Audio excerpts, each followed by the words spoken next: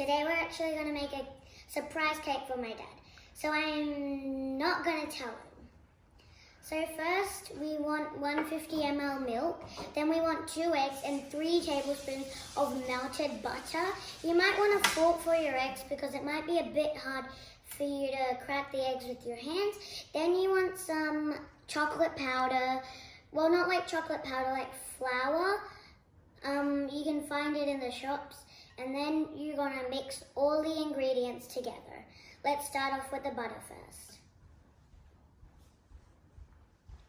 So first we get our bowl and then we just pour it in.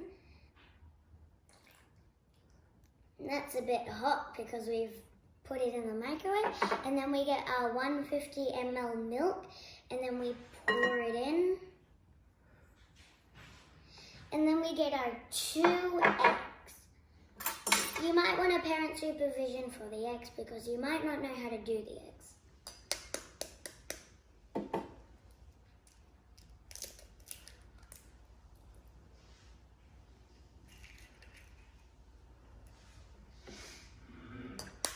Two eggs, remember.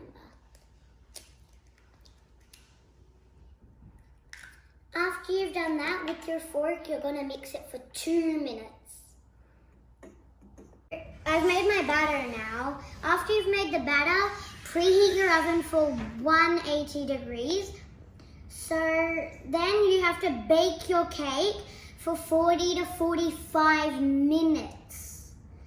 So this is the batter. It's pretty sticky, so you don't want to touch it. So after you've preheated the oven, you put the batter into something that's allowed to go into the oven. So I'm going to take my mum's help to put this into the oven. Now the cake is finished, I decorated it a little bit.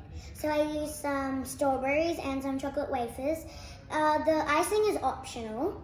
So I hope my dad will like it, and please subscribe so you can see some of my latest videos. Bye! Hope you enjoyed.